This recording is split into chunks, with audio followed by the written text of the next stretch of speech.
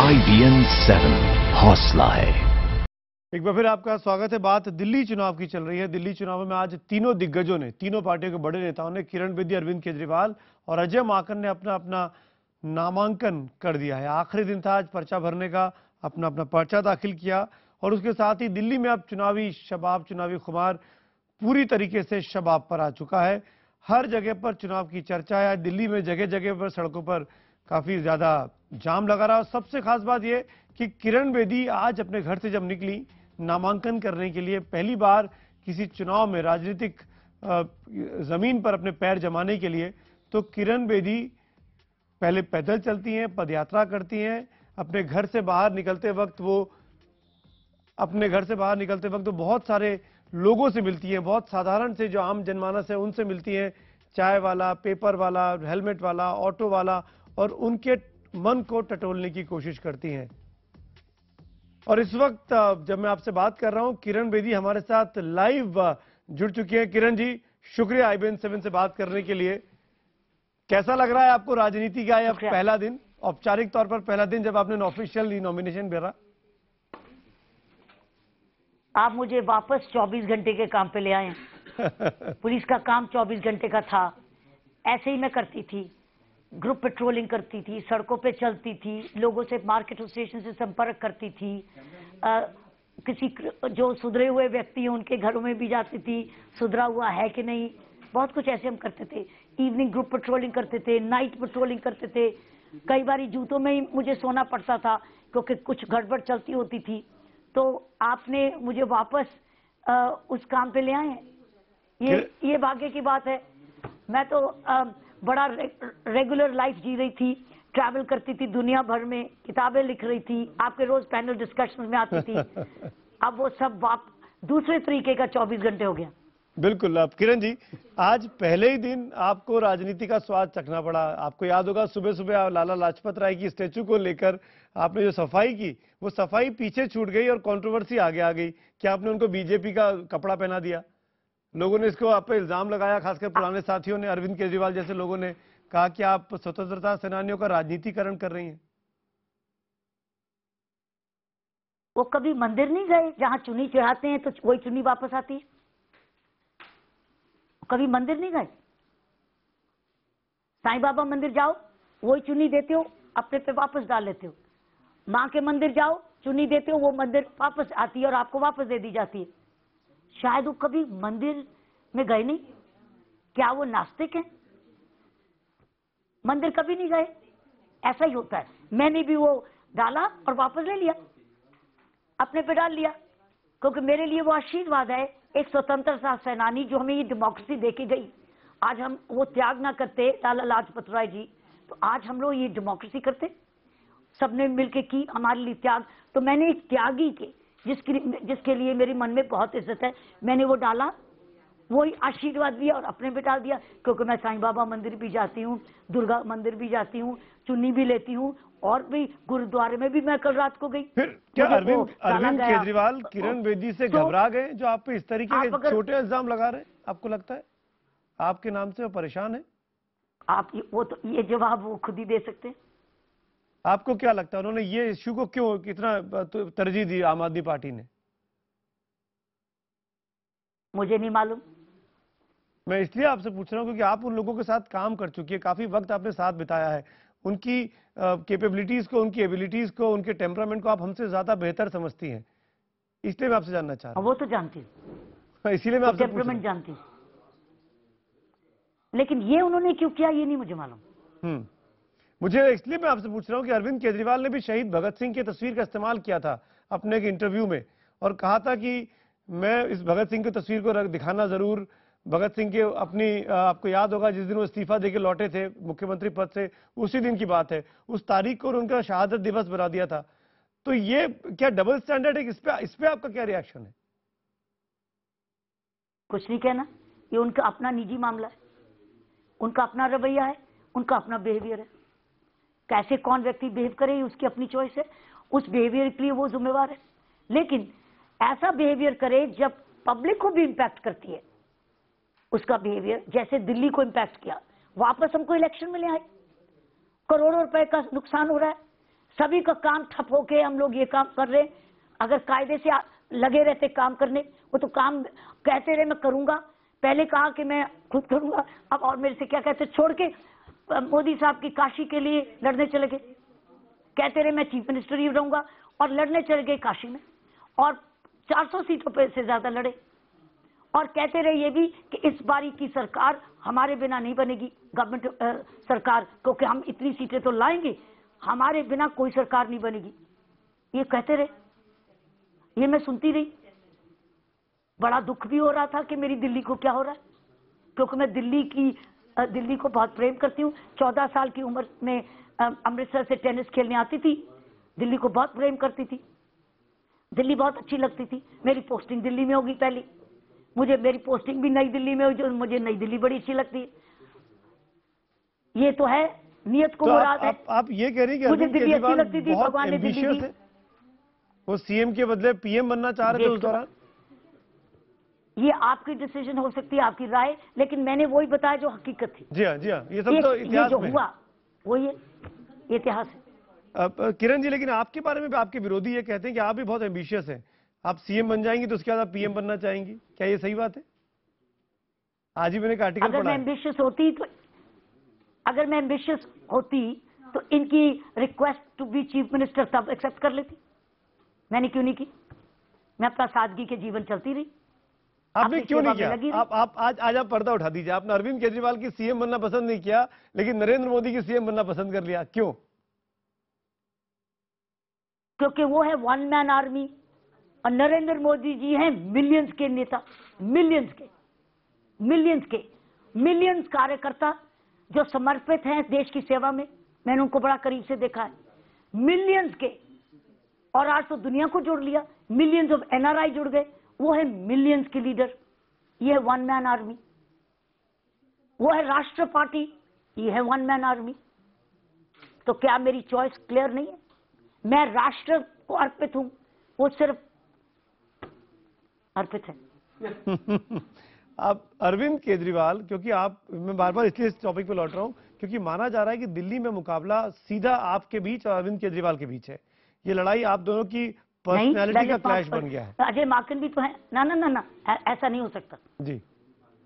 अजय माकन जी भी हैं और भी हैं, सारे हैं। इनको क्यों आप ना कर सकते हो? कांग्रेस भी तो है, ये भी है, बीजेपी भी है। लेकिन अजय माकन एक ऐसा व्यक्ति जो पिछले 5 बार से पब्लिक का रिप्रेजेंटेटिव है, चाहे एमएलए बनके चाहे एमपी बनके। उनके सामने किरण बेदी जो नोवाइस हैं, जो आज ही नामांकन भर के आई हैं, जो पहली बार पॉलिटिक्स में आ रही हैं ऑफिशियली। दूसरी तरफ अरविंद केजरीवाल जो 50 दिन के लिए 49 दिन के लिए सीएम रह चुके हैं। तो क्या आप इन दोनों की लड़ाई में अपने आप को कमजोर मान रही हैं? क्या आप डेब्यूटेंट हैं तो आप वीक विकेट पे हैं? जो मैं अपने आप को समझती हूँ, अपने आप को समझती हूँ और मैं अपनी हैसियत में ही रहती हूँ। मैं तो अगर पॉलिटिक्स ज्वाइन की है तो पूर्ण समर्पण के लिए किया। मैंने जो मेरा पास कुछ पर्सनल टाइम था जिसकी मैं बहुत केयरफुल थी, वो मैंने आज पब्लिक को सारा दे दिया। 24 घंटे दे दिए। ये मेरे लिए बड़े ही कीमती थे। और मैंने बहुत साल पहले कहा था कि पॉलिटिक्स में मैं उस दिन जाऊंगी जब मैं पूर्ण समर्पित के लिए तैयार होंगी, क्योंकि ये पूर्ण समर्पण मांगता है। अब आपका अपना समय 1 मिनट का अपना हक नहीं है, पब्लिक का हक है। जो आपको वोट देता है उसका हक बन जाता है, आप उसको हक दे देते हो और आप उसका विश्वास देके उसके एक एक पैसे की जिम्मेवारी लेते हो जी, ताकि विश्वासघात ना हो।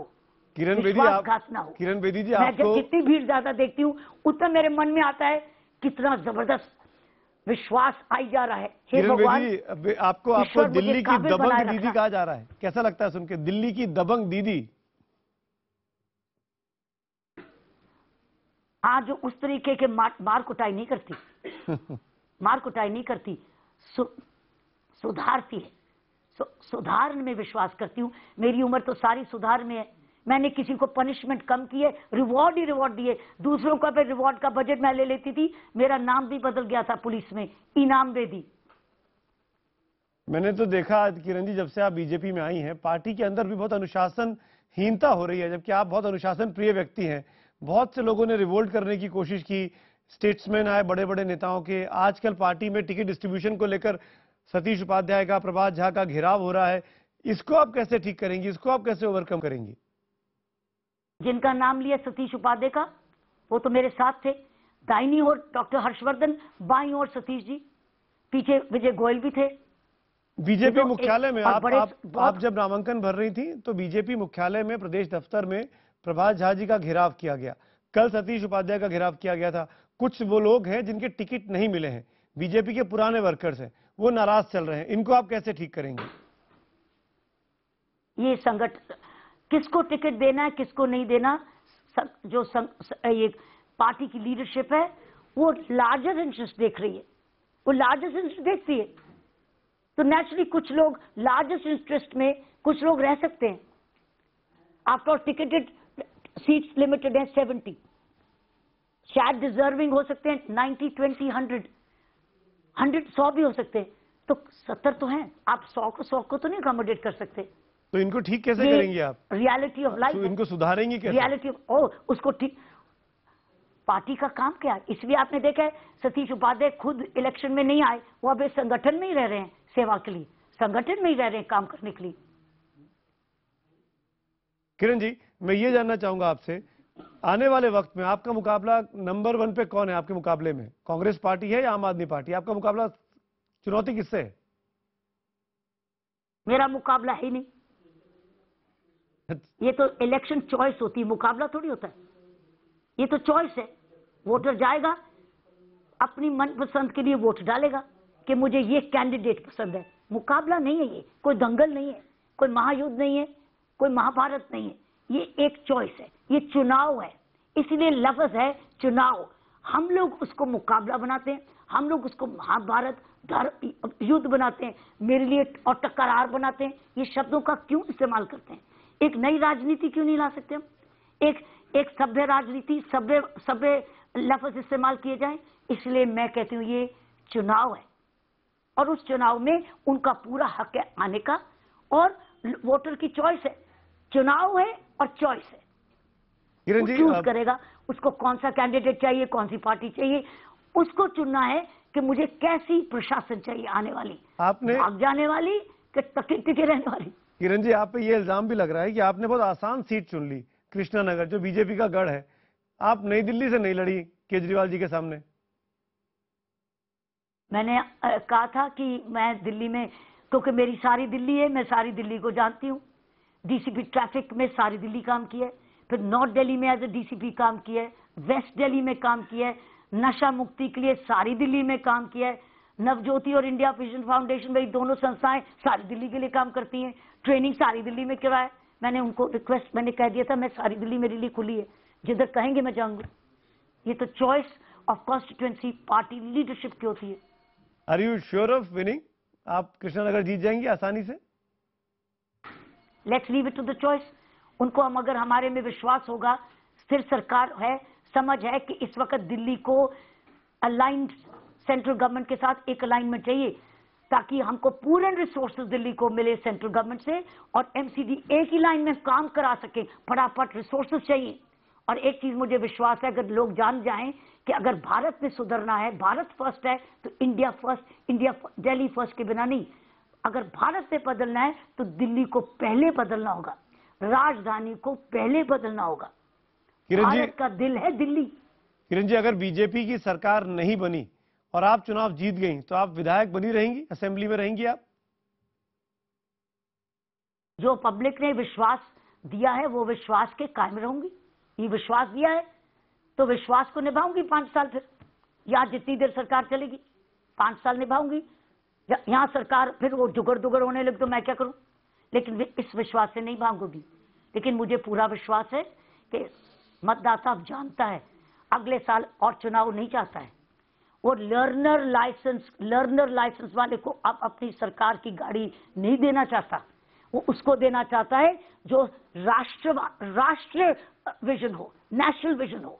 और वो चाहता है कि उड़ान के साथ अपने आप को जोड़ना, ना कि फ्लैट टायर्स हो जिसके, और लर्नर लाइसेंस हो, इनएक्सपीरियंस्ड हो। मतदाता अब जानता है, वो दोबारा इलेक्शन नहीं चाहता। और वो अब एजिटेशन और टकराव और एलिगेशंस और तू मैं और डेफर्मेशंस वो नहीं चाहता है। वो चाहता है काम करो, मुझे शिक्षित करो, मुझे काम दो। मेरे पास बहुत अच्छे आइडियाज है। अगर ईश्वर ने कृपा की, बीजेपी की 2/3 मेजॉरिटी से भी ज्यादा आई, तो आप परिवर्तन देखना। महिलाओं की सुरक्षा की presiding chief minister of Delhi होगी। आपने जो तमाम मुझे सिम्बलीज का समझ है इस्तेमाल किया इसको किरण जी, कैसे लाना है। फ्लैट टायर्स, हाँ जी। एजुकेशन, आंदोलन, ये तमाम जो शब्दों का इस्तेमाल किया, बगैर नाम लिए आप आम ये आदमी पास्ट पार्टी है ना? और अरविंद केजरीवाल की इशारा कर रहे हैं। ये पास्ट है। हाँ, मैं नाम नहीं लेती, पास्ट वही मैं कह रहा हूँ। मैं तो वही इसका कह रही हूँ जो हुआ। इसका मतलब आपका मुकाबला आप मान रही है कि आम आदमी पार्टी से ज्यादा कड़ा है बजाय कांग्रेस के? मैंने फिर से बोला कि मेरा मुकाबला का लफ्ज है ही नहीं। अभी भी बोल रही हूँ बार बार। और मैं नई राजनीति के लिए आई हूँ। बीजेपी ने मेरे जैसे व्यक्ति को ये काम सौंपना एक नई सोच है, एक नई राजनीति है, एक सभ्य सोच है, सभ्यता की ये डेवलपमेंटल सोच है। क्या बीजेपी के सामने आपने तरक्की के लिए कंडीशन है। रखी थी कि मुझे मुख्यमंत्री पद का दावेदार बना जाए तभी मैं चुनाव लड़ूंगी? आपने सुना था? आपने सुनी? ऐसा आपके विरोधी कहते हैं किरण जी कि आपने शायद कंडीशन रखी थी है, तभी आप इस बार और क्या करें बेचारे? खुलकर सामने आई। तो और क्या कहें बेचारे? क्या करें? उन्होंने सुना, इसीलिए प्रॉब्लम ये है। मैंने कोई बात आपको एक भी ऐसी बात कही जो इतिहास नहीं है? आपको इस बात की चिंता है किरण जी कि बीजेपी के अंदर तमाम ऐसे लोग हैं जो बीजेपी के साथ 30-40 साल से जुड़े हैं और पार्टी के साथ काम कर रहे थे। हर्षवर्धन, जगदीश मुखी, विजेंद्र गुप्ता, इन सबको सीएम एस्पिरेंट के तौर पर देखा जा रहा था। क्या पार्टी एकजुट होकर चुनाव लड़ पाएगी? अभी भी 17 दिन बाकी हैं। मैंने तो लास्ट कार्यकर्ता की एक मीटिंग अटेंड कर चुकी हूं और एक मीटिंग कल अटेंड करूंगी जो कृष्णा नगर की कॉन्स्टिट्यूएंसी से लिंक्ड होगा। एक मैं नई दिल्ली वाली ऑलरेडी अटेंड कर चुकी हूं। कल मैं कृष्णा नगर और उसमें अमित शाह जी आएंगे। क्या हैरानी है मुझे, क्या समर्पित है लास्ट कार्यक्रम। वो जो पत्र प्रवाचक होता है ना, जो लास्ट पत्र वाला प्रतिभावी, क्या नाम है वो जो लास्ट पत्र लेता है बूथ का, क्या मैंने कई 100 को पूर्ण समर्पित देखा है। बहुत कार्डर बेस्ड, बहुत समर्पित है। हजारों कार्यकर्ता समर्पित है। वो कुछ मांग नहीं रहे। वो चाहते हैं कि हमारी सरकार दिल्ली सुधरे, दिल्ली में स्थिरता आए, ताकि उनके बच्चों को रोजगार मिले, शिक्षा मिले, सारी सुविधाएं मिले, एक सभ्य सरकार आए। वो इसके लिए समर्पित हैं। वो भी परेशान है कि उनकी सारी दिल्ली को नुकसान हुआ। 1 साल डेवलपमेंटल रुकी नहीं, और जब 1 साल एक शहर की डेवलपमेंट रुके, वो 3-4 साल पीछे चली जाती है। हमको बहुत काम करना होगा। हमने बहुत बड़ी जिम्मेवारी ले रहे हैं। बिल्कुल। और किरण जी, आपके पुराने मेंटोर अन्ना हजारे खुश नहीं है आपके बीजेपी में आने से, राजनीति में आने से। उनसे सवाल जब पूछे जा रहे हैं तो वो जवाब ठीक से नहीं दे रहे हैं, नाराजगी दिखा रहे हैं। क्या कहेंगे आप? आपकी बात हुई है उनसे, अन्ना हजारे से? आपने सुना उनसे? जी। आपने उनको सुना नाराजगी? मेरी तरफ नाराजगी सुनी? आपने सुनी? वो राजनीति के बारे में बात नहीं करूंगा, गंदी राजनीति हो चुकी है, अब बात नहीं करना चाहता हूं, इस तरह के जवाब दे रहे हैं। वो क्या वो दुखी है? मेरे बारे नहीं, आपके बारे में नहीं, आपके बारे में जब सवाल पूछा गया तब उन्होंने रिएक्ट किया। उनका ये विचार शुरू से ही ऐसे, उनका विचार शुरू से ही है। अन्ना का विचार यही रहा है। अन्ना तो पॉलिटिकल पार्टी के सिस्टम में भी विश्वास नहीं करते। अन्ना कहते पॉलिटिकल पार्टी होनी नहीं चाहिए। अन्ना का विश्वास है, बिल्कुल अन्ना का बिलीफ है। और अन्ना जिस चीज में विश्वास करते हैं वही करते हैं, उसकी हमको कदर करनी चाहिए। आप अन्ना हजारे को बता के आई, उनसे बात की थी आपने पिछली बार कि मैं ऑफिशियली पार्टी ज्वाइन कर रही हूं? समय दे दोगे ना, समय जैसे निकलेगा अन्ना का आशीर्वाद जरूर लूंगी। अन्ना को बुलाएंगी कैंपेनिंग के लिए?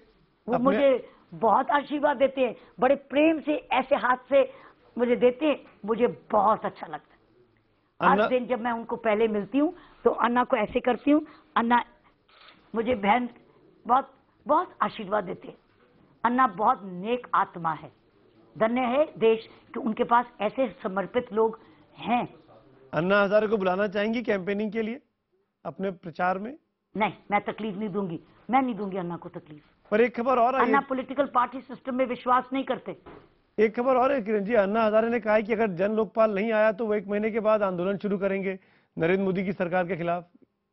तब आप क्या करेंगी?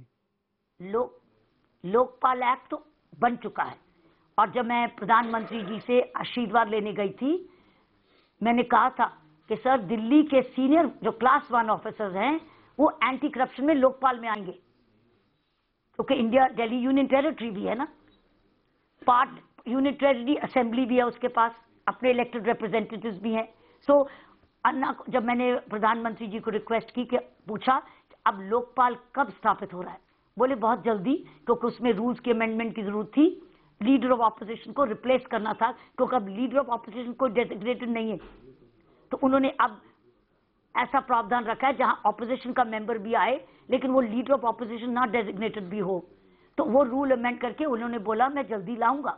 सो इसलिए लोकपाल भी, और मैंने ये भी कहा था मुझे दिल्ली का लोक आयुक्त भी चाहिए जल्दी, उसमें भी अच्छी नियुक्तियां चाहिए, बोले मैं जल्दी लाऊंगा। सो ये all I can say now I have to go to the next channel। मुझे पता है, मुझे 2 मिनट और लूंगा, 2 मिनट और लूंगा, 2 मिनट और लूंगा। किरण जी 2 मिनट, किरण जी 2 चैनल भी लाइव है, मुझे पता है, मेरे सहयोगी चैनल है। किरण जी रिक्वेस्ट, एक आखिरी सवाल, जाते दूसरा चैनल भी लाइव है, जाते एक आखिरी मैंने अपना प्रॉमिस आप पर निभाया है। बिल्कुल, मैं भी आपको जाने दूंगा, मैं 9 बजे के पहले रिलीव कर दूंगा आपको, प्लीज। एक आखिरी सवाल किरण जी, एक आखिरी सवाल, इतनी देर में तो हो भी जाता। ये इल्जाम लगा रहे हैं आम आदमी पार्टी के लोग कि बीजेपी तो जन लोकपाल लेकर नहीं आ पाई है, बीजेपी तो ऑर्डिनेंस भी नहीं लाई कि दागी लोग चुनाव ना लड़े, बीजेपी ने सीबीआई को आजाद भी नहीं करा दिया। ये तमाम इश्यूज थे हमारे सिस्टम में पारदर्शिता लाने के, और किरण बेदी ने कॉम्प्रोमाइज कर लिया है बीजेपी के साथ खड़ा होकर। ये लोगों को गुमराह कर रहे हैं। लोकपाल एक्ट बहुत अच्छा बना है और सर्वसम्मति से पास हुआ है, अन्ना को कबूल है, तभी तो अन्ना ने अनशन तोड़ा। अन्ना के साथ थी मैं दिसंबर 2 साल पहले जब ये आया था कानून, सर्वसम्मति ने लोकसभा में सुषमा स्वराज जी की लीडरशिप में पास हुआ, राज्यसभा में अरुण जेटली जी की लीडरशिप में पास हुआ, सभी पार्टीज ने सपोर्ट किया सिवाय समाजवादी पार्टी के, और सारे संशोधन जो सिलेक्ट कमेटी ने पास किए थे मिस्टर चतुर्वेदी की चेयरमैनशिप में, और वो संशोधन अरुण जेटली साहब उस सिलेक्ट कमेटी के मेंबर थे, और जो संशोधन हम मांग रहे थे वो उसमें आ चुके हैं। जिस दिन सही लोकपाल ये आ गए, देश में एक और स्ट्रॉन्ग इंस्टीट्यूशन आ जाएगा। ये फिर से लोगों को इंफॉर्मेशन नहीं दे रहे, ये सच ठीक नहीं है। कानून को ध्यान से पढ़िए, जिस दिन अच्छे काबिल लोग आ गए सिलेक्शन प्रोसेस से, देश की एंटी करप्शन मूवमेंट का डर और भी तेज पकड़ेगा। मेरा ऐसा विश्वास है, क्योंकि कानून को मैंने बड़े ध्यान से पढ़ा है। तो मिसलीड कर रही है आम आदमी अन्ना ने पार्टी। भी पढ़ा है, अन्ना ने पढ़ के एक्सेप्ट किया है। जी हाँ, अगर कोई उसको समझता है कि अभी नहीं है तो वो, मैं समझती हूँ, फिर से मिसलीड कर रहा है लोगों को। एक सबसे बड़ा मुद्दा स्थिर सरकार या महिला सुरक्षा। आपने कहा था लास्ट है, आपने कहा था लास्ट में देखिए महिला सुरक्षा। अब मैं इसका सबसे बड़ा मुद्दा स्थिर सरकार या महिला सुरक्षा। स्थिर सरकार महिला सुरक्षा के साथ, उसकी जिम्मेवारी के साथ, महिला सुरक्षा की जो जिम्मेवारी है वो चीफ मिनिस्टर का ऑफिस भी लेगा। जैसे पुलिस कमिश्नर है, सारी जो गवर्नमेंट एजेंसीज बिखरी हुई है ना, उनको इकट्ठा करेगा। हर महीने आप सुनेंगे चीफ मिनिस्टर के ऑफिस से कि महिला की अपराध जो हुए हैं किस कारण हुए हैं, किसकी गलती थी और कैसे सुधरेगी, और सुधर रही है कि नहीं। और ये जो एनालिसिस होगा आप हर महीने चीफ मिनिस्टर के ऑफिस से रेडियो से सुनेंगे। दैट मीन्स आखिरी व्यक्ति तक, चाहे झुग्गी झोंपड़ी वाला हो चाहे अच्छे मकान में रहने वाला हो, उसको एनालिसिस और हमने पिछले महीने क्या किया और हमें कहां कहां और चाहिए, आप हर महीने सुनेंगे। तो महिला सुरक्षा की जिम्मेदारी खुद मुख्यमंत्री की होगी या अलग से मंत्रालय बनेगा? उसकी भी होगी, अलग से मंत्रालय बनेगी, क्योंकि सरकार चीफ मिनिस्टर की होती है और सरकार में प्रिजन है, प्रोसिक्यूशन है, और सरकार के पास एजुकेशन है जहां प्रिंसिपल्स हैं, सरकार के पास स्वयंसेवी संस्थाएं होती हैं। ये सरकार का काम है जो, और सरकार के पास हजारों सिविल डिफेंस वर्कर्स हैं। कहां बिखरे हुए हैं वो सारे सिविल डिफेंस और होम गार्ड्स, इनको आना है। तो साथियों अब मैं बता दिया आपको और बाद में बताऊंगी। चलिए किरण जी, शुक्रिया, समझ आ गई। Thank you. Okay, thank you, आपने टाइम निकाला, थैंक यू सो धन्यवाद। मच। तो दिल्ली की दबंग दीदी किरण बेदी इस वक्त हमारे साथ लाइव, इस वक्त उनका इंटरव्यू आप देख रहे थे। किरण बेदी ने साफ तौर पर कुछ बातें की हैं जिसको अंडरलाइन करना बहुत जरूरी है। उनका कहना है कि जन लोकपाल को लेकर जो मुहिम चलाई जा रही है, कि जो कानून लोकपाल को लेकर बना है संसद में, वो कमजोर कतई नहीं है, वो मजबूत कानून बना है। सिलेक्शन प्रोसेस के जरिए अगर ठीक आदमी आ गया लोकपाल बनकर, तो देश में वाकई में पारदर्शिता साफ सुथरी सरकार, साफ सुथरा सिस्टम बन सकता है। किरण बेदी उन तमाम विरोधियों को निशाना साधते हुए कहती हैं कि जो लोग ये बात कहते हैं कि मैं अपॉर्चुनिस्ट हूं, महत्वाकांक्षी हूं, वो लोग ये जानते हैं कि मैं आम आदमी पार्टी में यही काम को ठुकरा कर आगे आई हूं। वो साफ तौर पर नरेंद्र मोदी को, प्रधानमंत्री नरेंद्र मोदी को ज्यादा काबिल बताती हैं अरविंद केजरीवाल के सामने। वो ये इल्जाम भी लगाती है आम आदमी पार्टी के नेता अरविंद केजरीवाल पर कि वो प्रधानमंत्री बनने के लिए दिल्ली की कुर्सी को बीच में छोड़कर चले गए, दिल्ली को अधर में फंसा के चले गए और खुद वाराणसी जाकर चुनाव लड़ा, जहां पर वहां भी उनकी करारी हार हुई। तमाम बातें किरण बेदी से आपने सीधे सुनी, लाइव सुनी।